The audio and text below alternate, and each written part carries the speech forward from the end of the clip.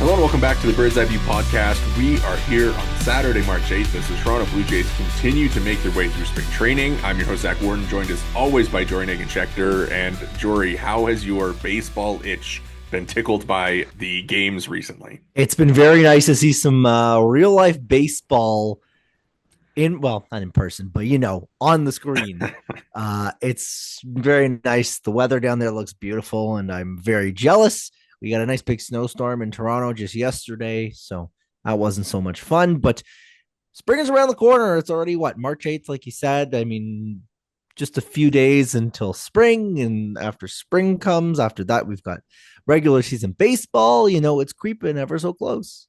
It is. It is opening day. We're less than 20 days away, so we're almost there, and we're gonna have a little bit of fun today. A little bit of different, a throwback, I think, for us a little bit more. We are going to sort of preview the season, I suppose, but we are going to do a WAR draft with the Toronto Blue Jays 2025 roster, and we'll run back to this at the end of the year and kind of see who won. But what we're gonna do is we're going to draft two teams of Toronto Blue Jays players or potential Blue Jays players if you want to, and by who we think is going to accumulate the most fWAR over the course of the season. We are going to draft teams. You have to have two starting pitchers and two relievers on your clubs at minimum. And yeah, we're going to use fWAR to evaluate it at the end of the year. And we can draft any player in the organization or outside of the organization if you feel like there's a certain player that the Blue Jays are going to acquire via trade. So very excited to get into this, Jory.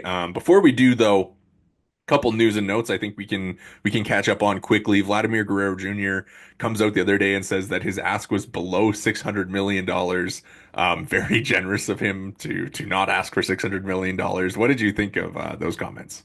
Yeah, there's been a lot of talk about how Vlad doesn't want to be a distraction, but he's really found a way to be very distracting over the last 2 or 3 weeks. He liked that post on Instagram. He made a comment to the New York Post saying, "I wouldn't be opposed to being a Yankee." And then, of course, he makes these comments now.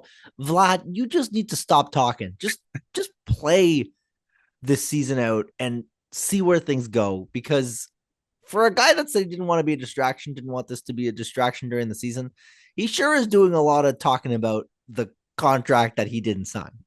Yeah, hopefully, I think it's probably one of those things that, like, when he's playing baseball every day, that it won't be a topic that comes up all the time. I'm sure it's going to be a topic that comes up all the time for everybody else, but hopefully for him, it does start to frequent his brain a little bit less Well, when the opening day thought arrives. too, a lot of the time, you know, again, I know with the cross sport references, not everyone wants to hear that, but I think back to, I think it was 2 years ago, and Matthews was entering the final year of his deal for the Maple Leafs. And in his first press conference of the year, he goes, "I'm not going to talk about my contract." And the message seemed to get across. It was just not going to happen. And Vlad hasn't evidently put his foot down or anything. And I don't know if that's a case of him just not wanting to do that, or if that's a case of him just saying he didn't want it to be a distraction. And now he's trying to drive up like his market. It's like he's kind of making a PR play, but it's a very poor one at that. Yeah, honestly, like I think we talked about this at the time, but like he had the court of public opinion on his side, and the more that he talks, the more that that is going to change, I believe. So, I think if you're him, like, yeah, do your little media tour now, and then by the time opening day comes around, hopefully you've got it out and you can kind of focus on the season. I just don't think that there is much of a value for him to keep talking about it. I don't think there's much of a value for the Blue Jays to talk about it at this point. Obviously, like we would love to get an inside look and know that Vlad asked for 585 and that the Blue Jays offered 510, right? Like, I mean, you'd love to know that information, but I just think it doesn't benefit either of those sides to keep talking about it. And I don't think we'll ever get much more than what Vlad did give us the other day. Yeah. And he's been pretty forthcoming with how negotiations went. It's kind of seems like it seems like it's almost him being either regretful or there's kind of a yearning to sign the contract. It's kind of like talking about your ex and so forth, right? And he doesn't stop talking about it. So, I don't think the door's like closed. It seems like there's still a willingness for a deal to get done. He doesn't I want to mean, if negotiate the in if the Blue Jays season, but offered him $570 million tomorrow, I'm sure he's signing like I'm it. sure he'd be open to it, right? But I, like I just think it's funny that it's framed in the way of like, yeah, I didn't ask for 600 million. that's the I'm other being thing too reasonable. is what are you doing here? Like if he was like, I didn't ask for 550, I think that maybe that makes a little more sense. But like saying I didn't ask for Yeah, 600 and it's like, yeah, nobody thought you were. getting 600. Yeah. Yeah, it's It's like it, it was it's ridiculous, it's but so funny like how the progression of this scenario went on this offseason, just where I think I wrote in our like offseason preview that like sign him to like a 15 like 380 or whatever or something in that range. And obviously the Jays offered him 340 and now we're talking like $600 million and it's just yeah, it's so much more money than yeah. you thought it was going to be. Yeah. Well, unless you have anything else on Vlad, let's get to the fun stuff, the draft today. Since I am a generous person, I'm going to let you have the first pick here, and we will just go back and forth, and we'll see where we end up with our two squads, and we'll judge it at the end of the year. But I think we'll see. We'll see what we can pull out of our hats here. All right. Well, with the first overall pick, it's an honor and a privilege to step up to the podium here. I think, given that he's on the mind and given that it's the obvious pick, even though there's another guy I think I considered for this spot, but we'll see if he drops to me a little bit later. It is going to be Vladimir Guerrero Jr. for me. And I think it's no surprise in that he is the best hitter on the Blue Jays. At least it would seem that way. And coming off the year he did last year, this is a guy that is the face of the franchise and is going to have an exceptional year. Obviously, you lose some value being that he's a first baseman, but in terms of just pure expectations, nobody's got higher expectations than Vladimir Guerrero Jr. I think that is a pretty solid selection, given given what he seems primed to do. All right. Well, with the second pick, I think this is it's kind of funny actually because like there's a lot of ways you can go after Vlad. I feel like Vlad is like the safe option, but if you want to have like attack the positional scarcity, I think there's a starting pitching option that works best here. There's a couple guys that play really good defense who have like a pretty high WAR floor that you could go with here. You could take a big bet on somebody having a bounce back season. Um, and I think that's what I'm going to do. I've been very impressed with Bo Bichette so far through the first few weeks of spring training. I think he's barreling the ball, putting the ball in play, and I am going to lock in the Blue Jays' apparent leadoff hitter for the season into my team in the war draft. And this could really bite me in the butt, come back to be an awful pick based on what we saw last year. But I've been impressed so far, and I'm gonna maybe pass the baton to you on taking the defense guys here. Yeah. Now, this is the question: is which guy do you take? Because there's one guy that's a premium defender in every way, shape, and form, but he's going to miss the start of the year. And how's that going to affect his outcome when it comes to his final fWAR total? And there's another defensive wizard that they've got that's probably going to play a lot of baseball games, probably not the hitter that he is, that Dalton Varsho is. So between the two of them, it's kind of a bit of a toss up for me in terms of who's going to be more valuable based on the fact that Dalton Varsho is going to miss some time to start the year. But despite that, I think the offensive upside on Dalton Varsho is too much to ignore. So I'll be going with Dalton Varsho for the third pick in the draft. I know this is fWAR, but I think he led the Jays in fWAR last year, if I'm not mistaken. If he wasn't ahead of Vladdy, he was certainly right behind him. The defense obviously is all world, and that makes all the difference for me. I think the floor there is really high in terms of the potential fWAR value. So I'm going Dalton Varsho, and I'm praying for some kind of breakout here. Yeah, I think we've kind of like said it the last couple of years, right? Like all he has to do is be a league average hitter, and he's like a 5-win player. So that also applies to Andres Gimenez, who I will not be selecting here. Okay. I'm going to go towards a different area. I think that there is some value to be had on this Blue Jays roster in when it comes to the starting rotation and getting the guy that you think is going to be the most valuable pitcher on the Blue Jays locked up. And that is Kevin Gausman, who is throwing shed in spring training, looking really good. I think Kevin Gausman, he's going to be very good. He's going to eat some innings. The strikeout rate's going to come back up. He's going to be the first pitcher off the board in this draft, and he's going to land on my team with Bo Bichette as I build a club of guys who maybe didn't perform up to their standards in 2024. You're going with the projections. I'm going with the gut. Although I will say it seems like you maybe did a little more research here, but I think that the starting pitching angle is really compelling in terms of taking Gosman here just from a draft perspective.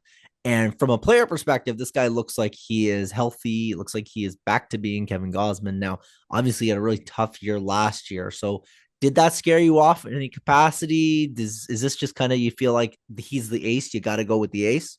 I think he just has like the highest ceiling of any of the Jays pitchers, right? And especially when it comes to fWAR, which we're going to be using to evaluate this, I think he's been known to be like a little bit of a fit merchant in the past because he racked up so many strikeouts and doesn't give up a ton of home runs. I think, you kind of look at him if he returns to form even a little bit more than he did last year, like even like 10% more.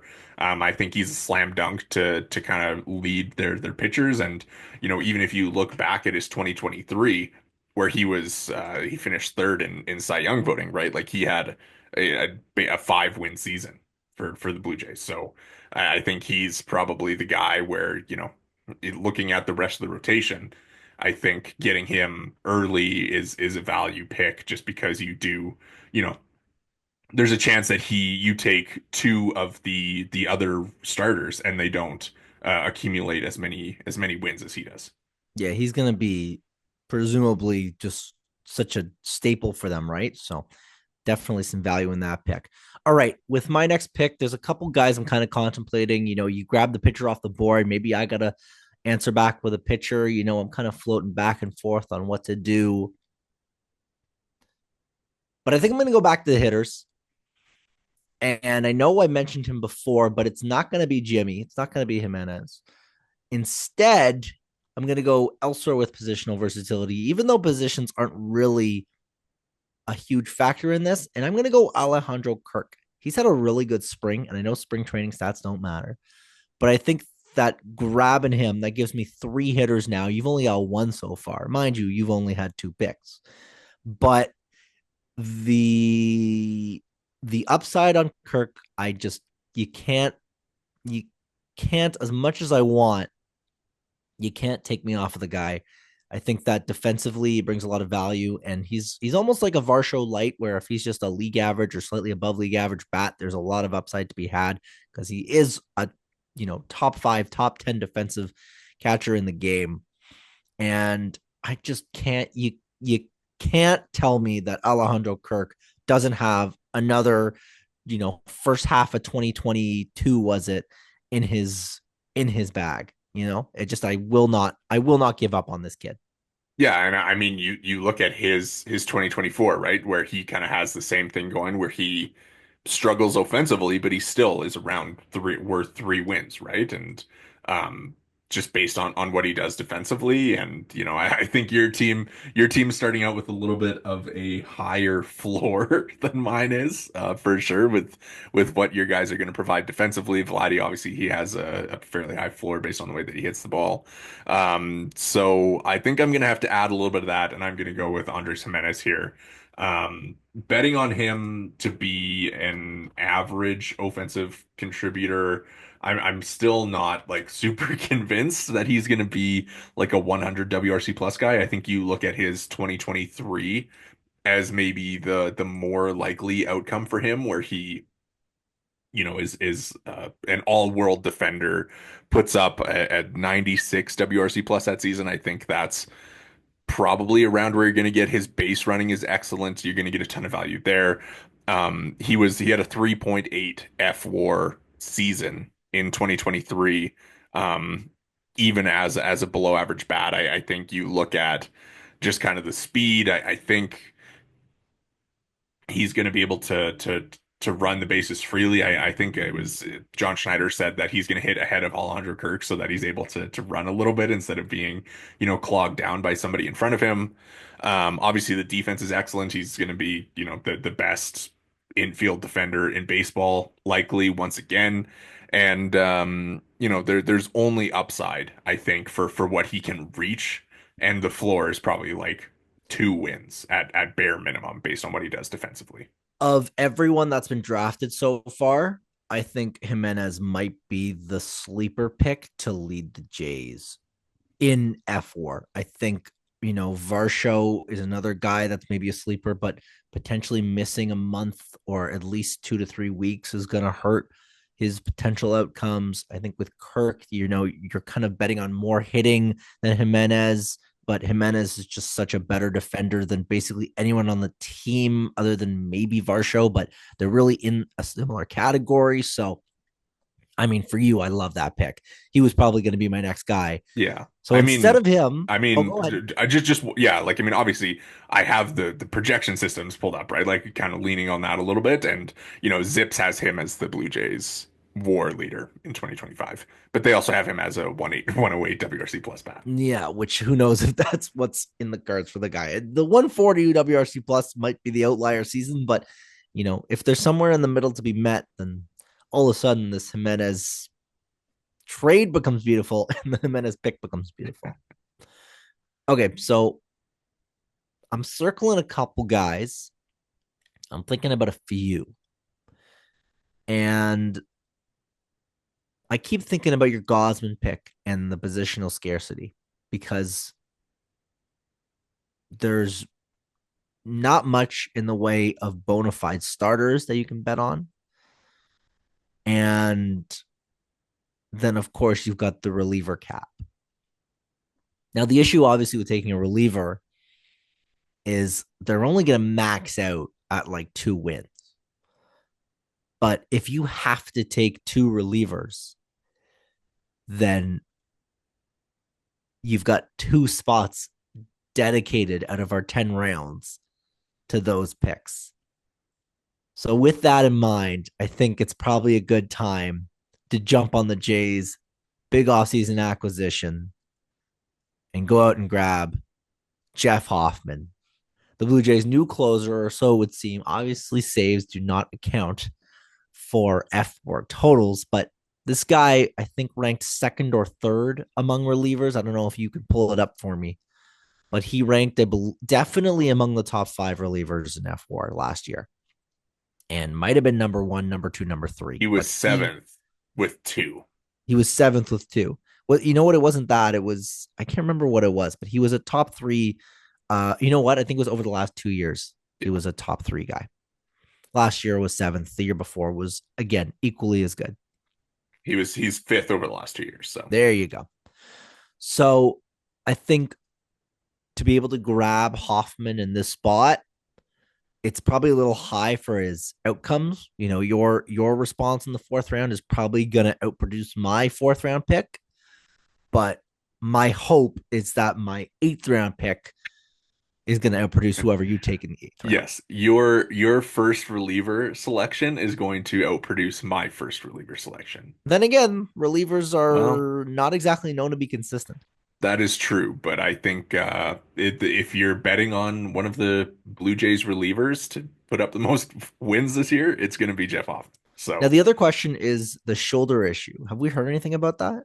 yeah, he's looked good, honestly, in spring training. So I'm not really concerned about that. I think I've said it before. Like I know the Orioles and the Braves were kind of scared off as because they were looking at him as a starter, and I just do wonder like if whatever they saw in his shoulder was concerning from a starting standpoint. I know the Orioles circled back to try and get him as a reliever, so I think that maybe you feel a little more comfortable because the workload is going to be less on him coming out of the Yeah. bullpen. So Yeah. Like he might pitch 180 innings over the lifetime of his contract, and he would have probably thrown about that in his In first year. yeah, yeah. So I like that pick, honestly. I think it feels like a pretty safe one just based on, some of the other relievers. Obviously, the Eric Swanson news, that he'll start the year on the IL does completely change the outlook for this. I had Swanson pretty high among my relievers on my list, so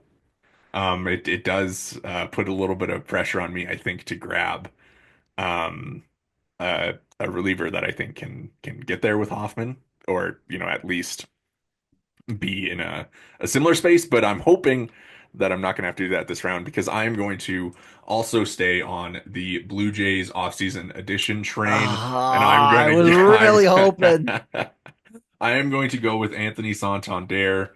Um, you're hoping for ceiling there. Obviously, a guy who doesn't get on base a ton, so it kind of does cap the WAR totals that he is going to produce. But last year, 3.3, he had 44 home runs, which helps. I think you're looking at a guy who is probably going to produce around 120 WRC plus, probably around 2 to 2.5 wins, if not getting back to that 3.3 mark that he was at last year. I think he's a guy that, you know, if we were doing like an RBI draft, I think you put him, he's going like number one and two, but based on WAR and having to combine him in my lineup with Andres Jimenez, hopefully they offset each other for what happens defensively. Yeah, you're basically banking on one guy bringing defensive value, one guy bringing offensive value. Also, I think considerable to bring to the equation. He's going to DH probably a healthy bit, and if he does, in theory, that should save him from potential defensive WAR deficiencies. Yes, you would hope. You would hope. You would hope. All This right, is where back on the things get clock. interesting, I I think. know. I'm thinking, and it's kind of gets tough. We're at round five. We're basically at the halfway mark, and I'm thinking if I should play this one way or play this the other way.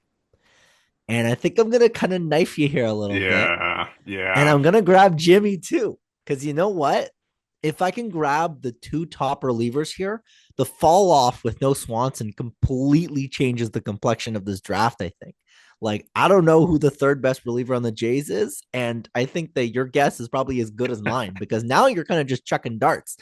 And again, it's not like Jimmy's going to produce that much. Like, he might just be a one more guy, but having to have two relievers makes me think that it's probably worthwhile to grab him here just to solidify the two guys that you're most comfortable are going to be in this spot.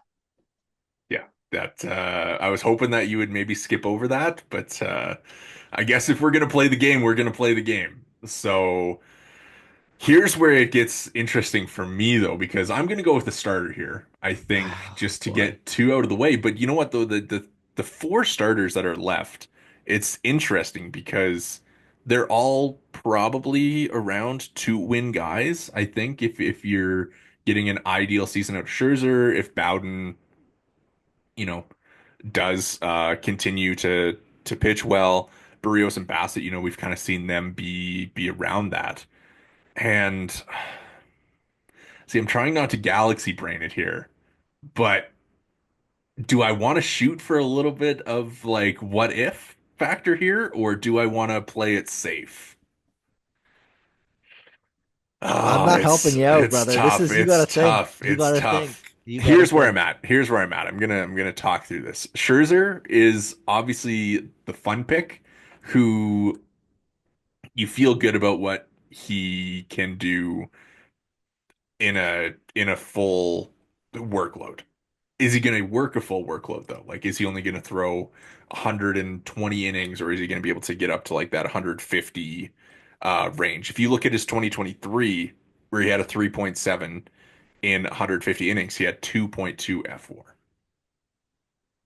So that might be So, the ceiling. like that's probably a pretty good outcome. I think, the way that he's looked in spring so far, like you can maybe drop the ERA a little bit, which maybe increases the WAR a little bit.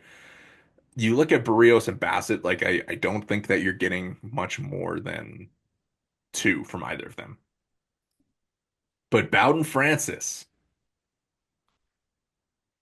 was obviously very excellent last year in the second half. And if he doesn't even have to continue the same run prevention, but if he at least eats some innings, then I think he's getting up to that two as well. Man, this is tough. This is a tough spot. I'm gonna go Scherzer. Ah, Gonna take the shot. Gonna take I the was shot. really hoping you weren't going to take Max Scherzer. Just thinking upside a little bit. I'm gonna shoot there, take a swing, and hopefully he is able to throw 150 or more innings this season and kind of combine with Gosman to be the the two top pitchers in this rotation. So we've gone through basically most of the squad, and we're kind of like digging a little bit here now. Now it becomes a game of kind of cat and mouse of, who's your guy, but also who is the best guy. And it's a little more thin than it was about 15-20 minutes ago. So I'm pulling up the Jays Fangraph depth chart just to make sure I'm not forgetting about anybody because it really is thin. And now it becomes a question of who has the upside to be a contributor. Now I have some guys I want, but I'm not sure if it's worth my time even to grab them. So I think at this stage, I think I got to go with a pitcher. The hitting, we've grabbed basically the whole lineup. There's one guy missing, obviously. We'll see if either of us grab him.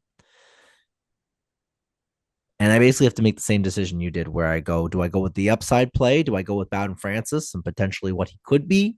Or do I go with what I think will be in the rest of the guys?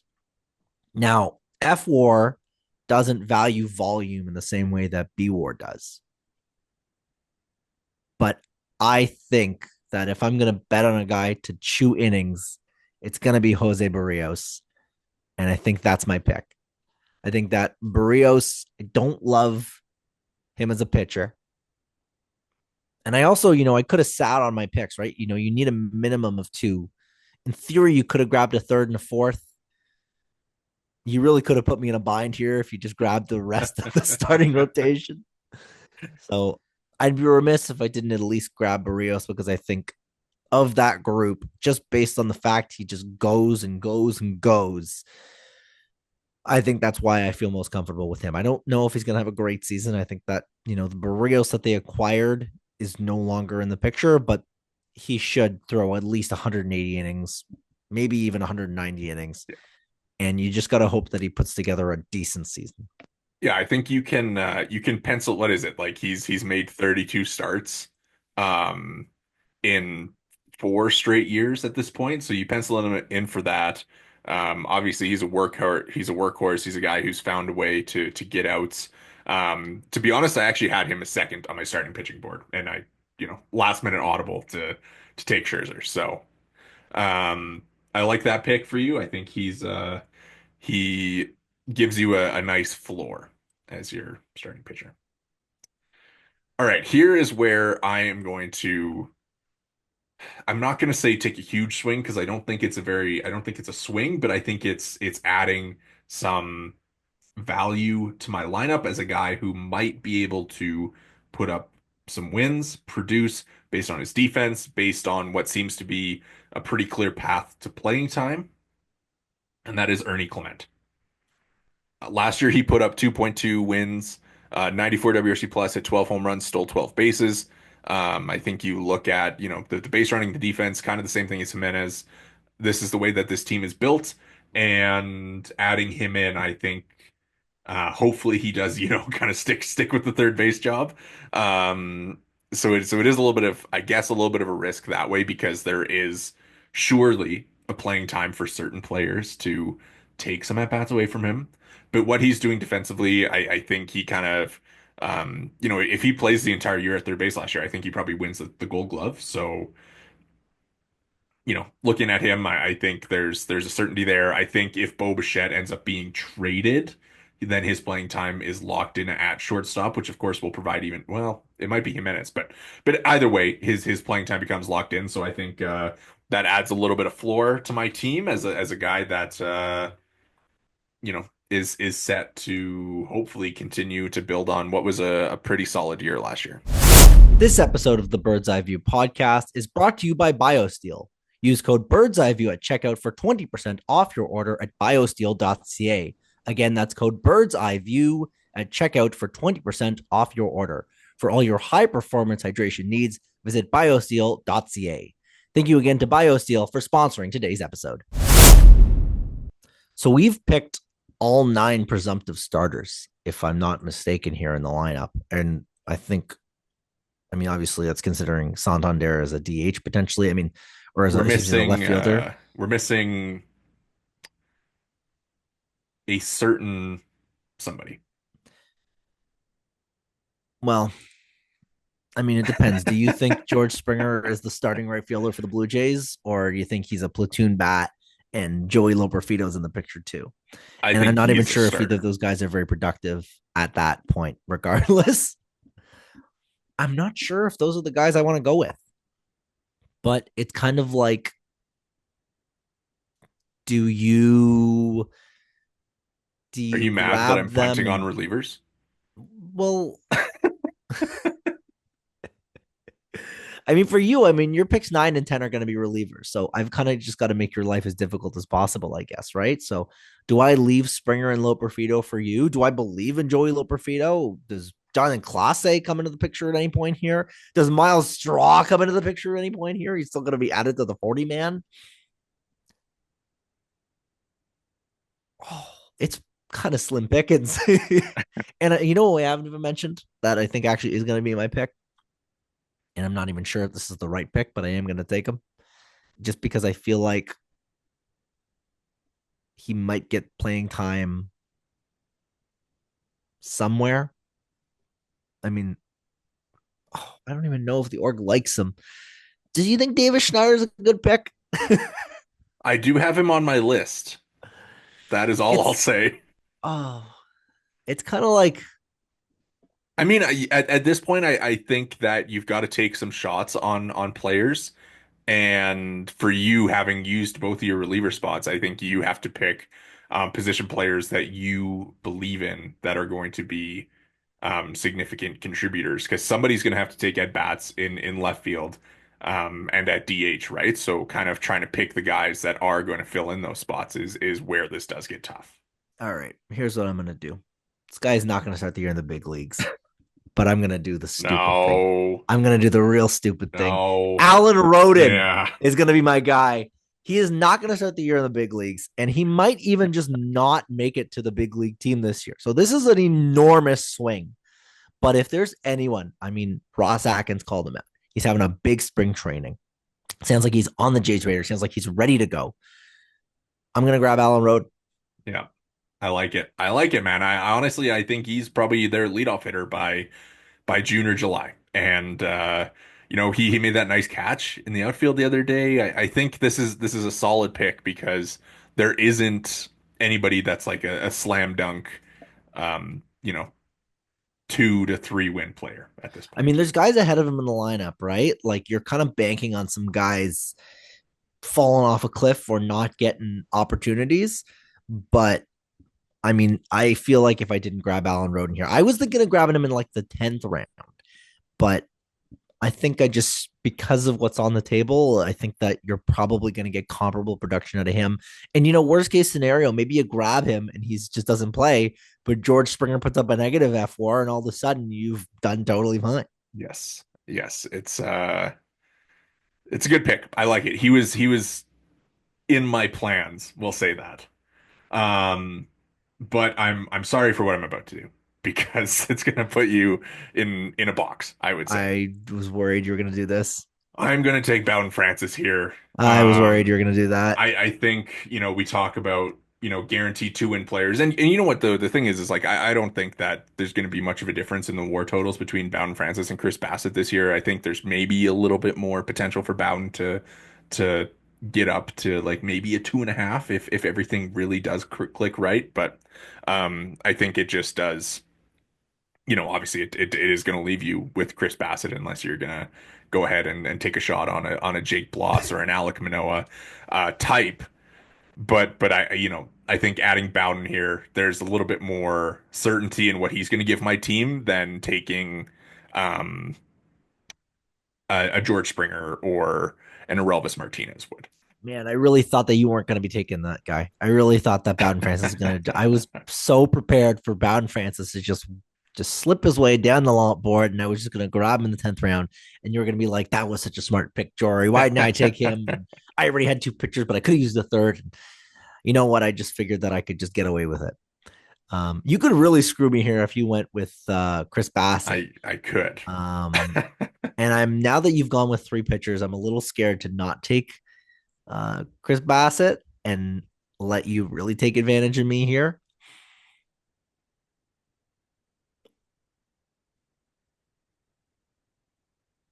I don't think I can afford to let that happen. I don't think I can afford to let you really mess me up here. So begrudgingly, Chris Bassett will be my next pick here. I think that there's upside. I think it's a lot lower than the upside that a Jose Barrios provides. In the same way, I kind of put you in a bit of a pickle with Hoffman and Jimmy. I've put myself in a pickle now with Jose Barrios and So Chris Bassett. let me ease your mind a little bit. Looking at the projection systems, if you use Steamer, Chris Bassett is projected to be the second most valuable pitcher on the Blue Jays. So when I pick Scherzer in the fifth round, taking a second starter, you could end up with a guy that is provides more value than that in the eighth. So, there's a world where your two pitchers outproduce my two, and then it's just Gosman as the extra guy on my side against, whatever extra hitter that you get, right? So I think with those four starters, realistically, you can place them in any order, and you feel pretty good about what they're going to provide. And I think if we line up Bowden and Scherzer against Barrios and Bassett, like the fWAR between them is probably going to be around 4 on both sides if I had to bet today. Yeah, you're probably in that category, and the difference is maybe a little different, right? So that's one way to look at it. The other way to look at it is you've got the three most valuable pitchers, and I got stuck with Chris Bassett as my emergency pick because I couldn't dare. And now you get the opportunity to really take advantage here because you get a free, basically position player when I was kind of forced to take a pitcher. Yeah, it's this one's tough because I feel like we should have George Springer be drafted in this draft just because he's a veteran who has a clear path to playing time, and if he does hit for more power this year, then there's probably, because he's probably not going to be hitting leadoff. So I think that there's a world where he does kind of, give you some really nice return on the value for this pick. But there's also what happened last year, and you know what? Like, I mean, last year he was a 1.2 win player, right? So, is he going to fall off so much that he's not able to provide that?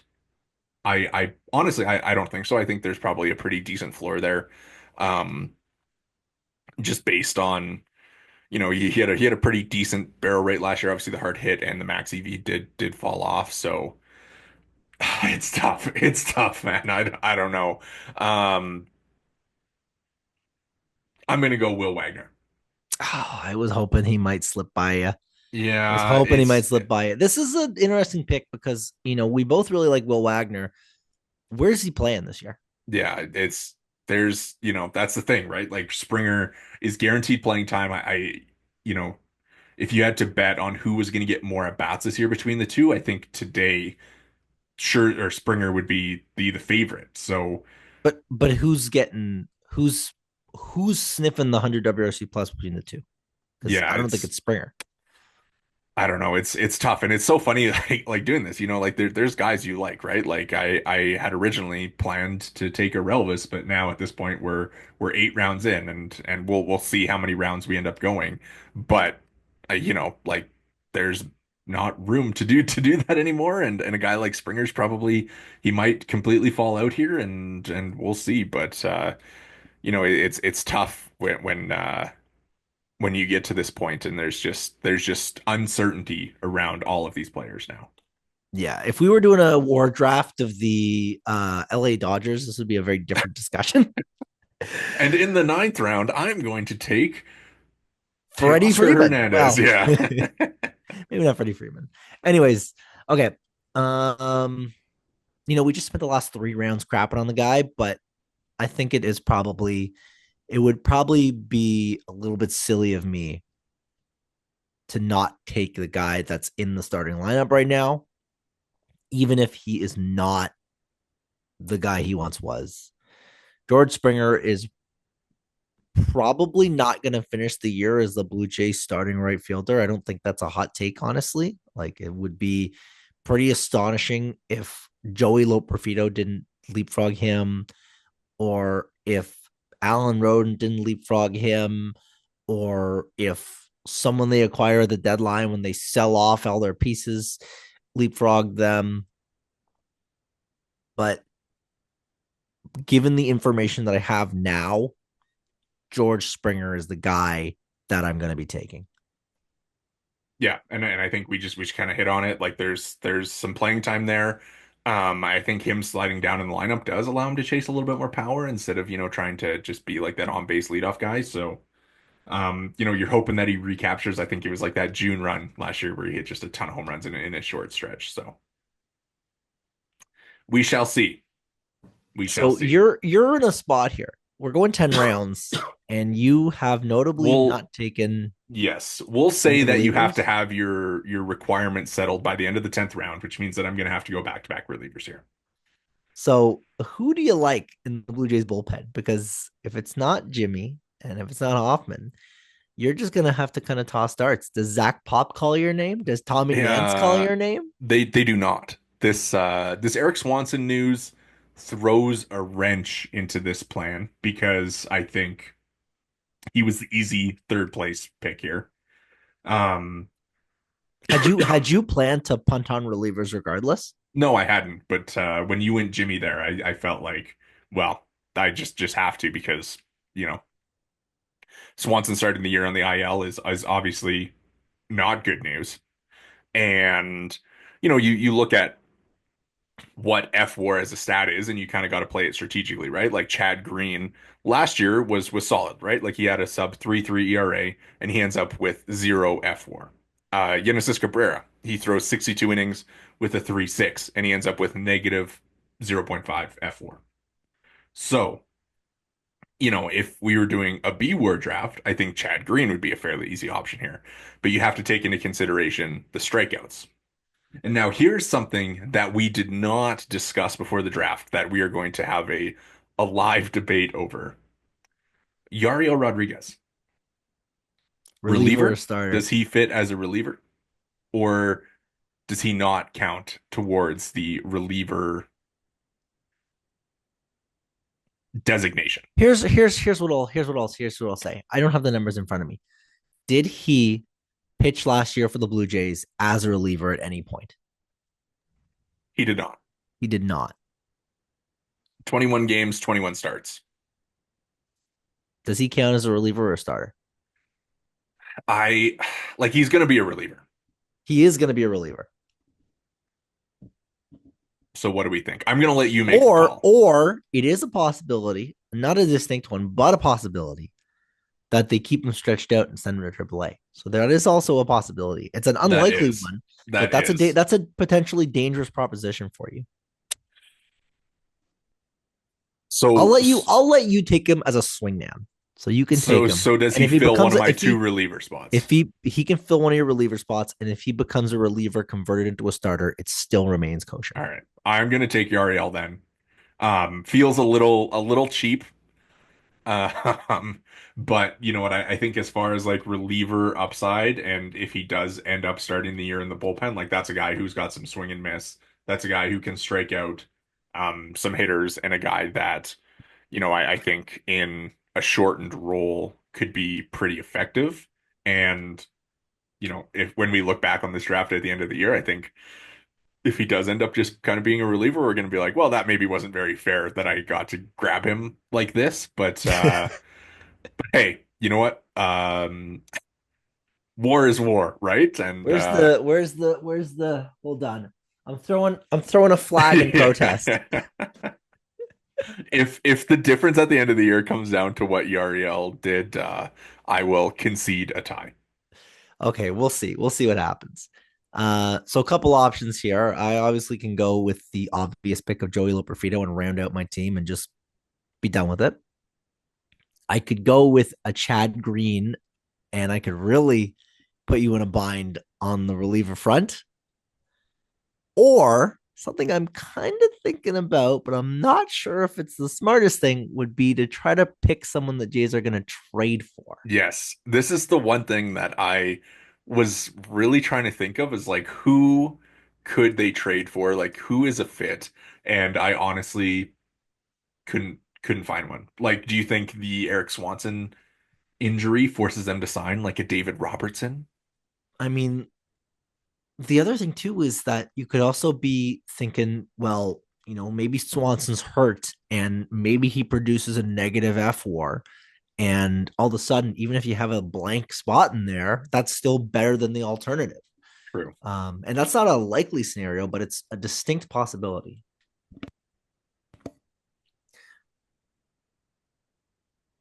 You know what? I think in the 10th round, I'm willing to take a gamble. It's not going to be Loperfido, and it's not going to be someone not in the organization, but it's going to be someone that's not currently on the roster. And I'm going to do a little bit of a contingency plan here. Okay. If the Jays stink this year, they're going to sell at the deadline. They're going to need bodies, and they're going to call up some guys. You Yeah. got Bassett that's likely to get dealt. Gosman could get dealt. He's only got another year after this one. There's going to be options in the Rios rotation. has an opt-out. Rios has an opt out. There's going to be options for the rotation.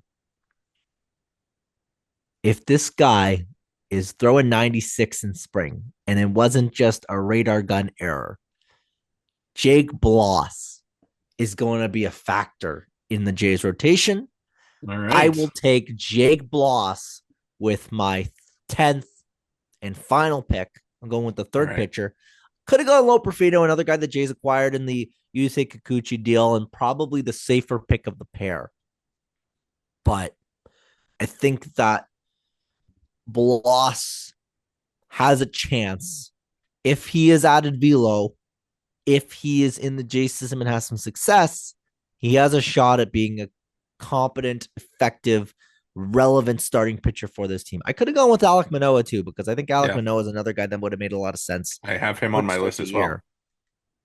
So he would have made some sense to grab as well. Maybe the safer pick, but I like the potential that Bloss could be a factor either mid-season if he's really good or during the stretch run if the Jays are very bad.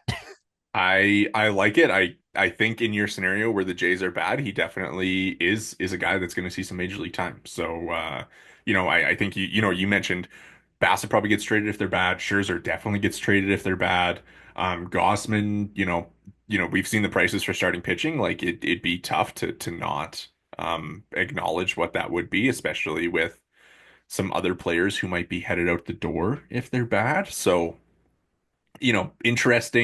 interesting pick there. He hasn't looked very good in spring. Like he has not been throwing competitive pitches, I don't think. But obviously he's a guy who made the run to the big league. He's got a deep arsenal. He's got the potential. I think there's something there for sure. The other thing I quickly want to mention too is Max Scherzer has not pitched that many innings over the last couple of years, right? If Yeah.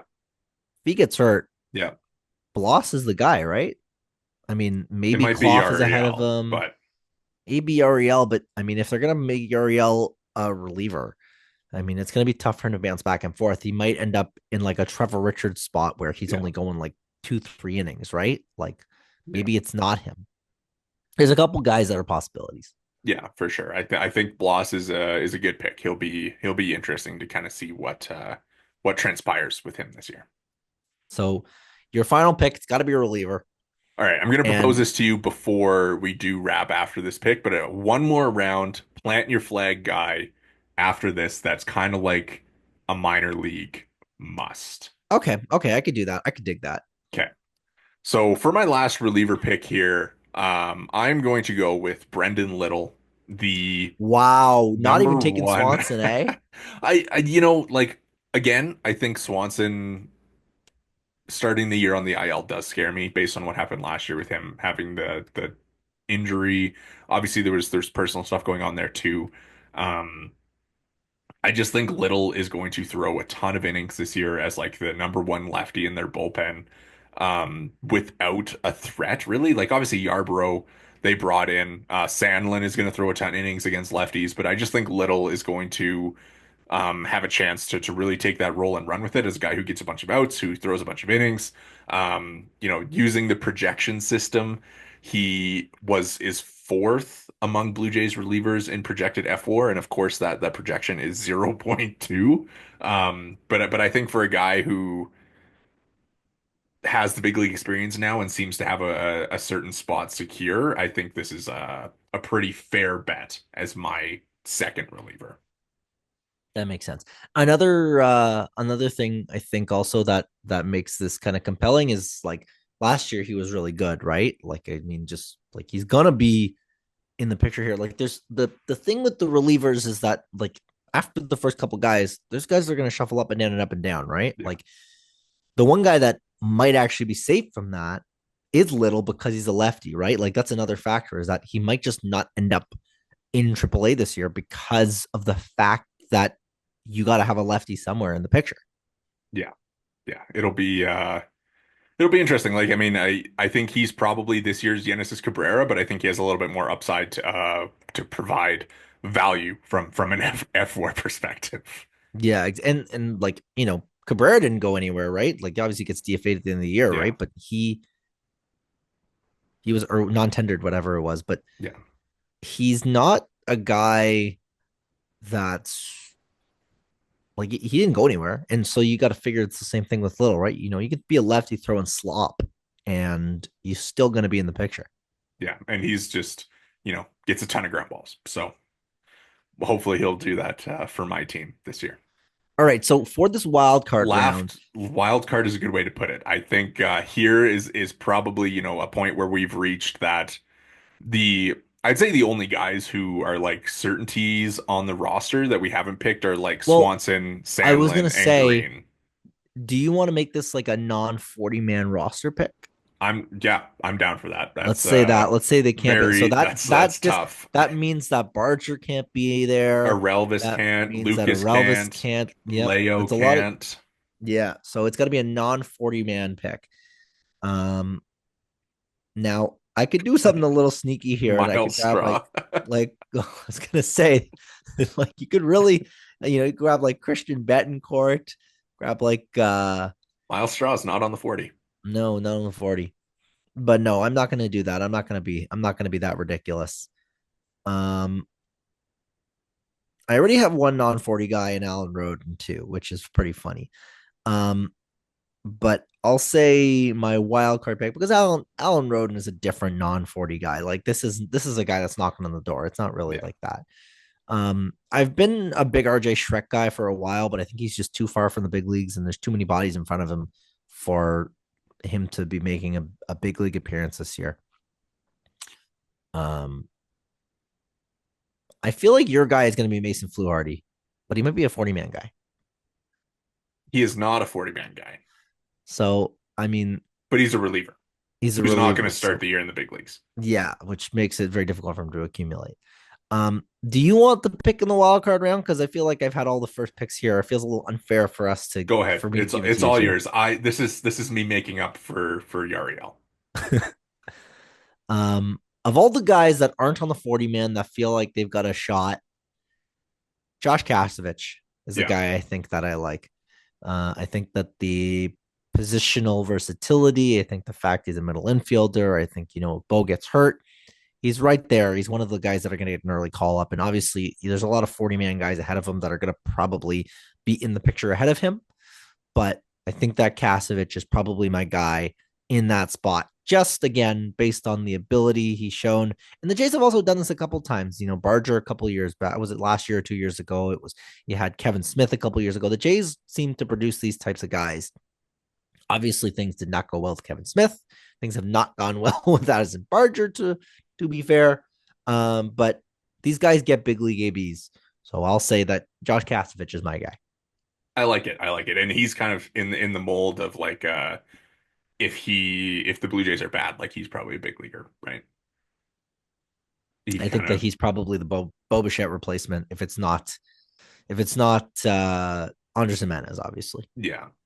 Yeah. It'll be and you know what, he can play second base too. So there'll be it'll be interesting. This is fun that we went with the non-40 guys because on my list in preparing for this draft, obviously everybody that I had was on the 40 except for Mason Fluharty. I did have him on my reliever list just as, you know, shout out my guy there. But it's tough because I think, Shrek is interesting because he's going to be at AAA and they gave him a ton of time with the club in spring training.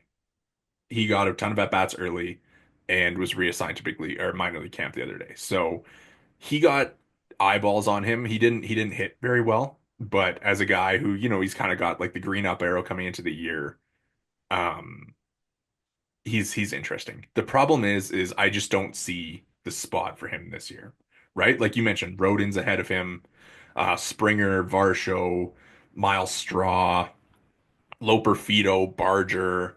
Davis Schneider, there's just so many guys in that mix. And the infield's kind of the same way, right? Because, you look at the infield and it's a Relvis, it's Barger there, Schneider, Clement, Leo Jimenez, so many guys. So I think the most direct path is through the rotation, but once again, I think Jake Bloss is the only guy he's also on the 40, but kind of in that group that I think like, I could go and pick Andrew Bash, like Kloffenstein, like any of these guys, I think would be, you know, you're shooting darts anyways, right?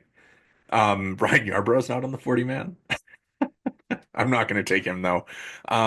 This is a purely based on two swings in spring training. I'm going to take Damiano Palmigiani. He is in a very important year for him. He is 25, just turned 25 in his second year in AAA. He hit 19 homers last year, didn't hit for a high average. The OBP was pretty low, but I think, more familiar with the level. I think there's a chance that again, if the Blue Jays struggle and need guys to come up, there's potentially going to be a spot for him at third base if Ernie has to move around a little bit. Obviously, Elvis is ahead of him as well. But, he hit a ball harder than he had at any point last season already this spring. So I think there's probably a little bit of off-season work done there.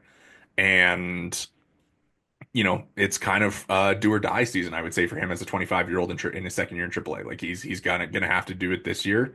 And a little can con for my I was about to roster. say it's important to remember that this is a Canadian baseball podcast. All right. Well, that was You want to fun. That you want was to list fun. off the teams real quickly? I will list them off. So I will list them off by team. Jory ends up with his 11 players as Vladimir Guerrero Jr., Dalton Varsho, Alejandro Kirk, Jeff Hoffman, Jimmy Garcia, Jose Barrios, Alan Roden, Chris Bassett, George Springer, Jake Bloss, and Josh Kasevich. And I end up with Bo Bichette, Kevin Gossman, Andres Jimenez, Anthony Santander, Max Scherzer, Ernie Clement, Bowden Francis, Will Wagner, Yario Rodriguez, Brendan Little, and Damiano Palmigiani.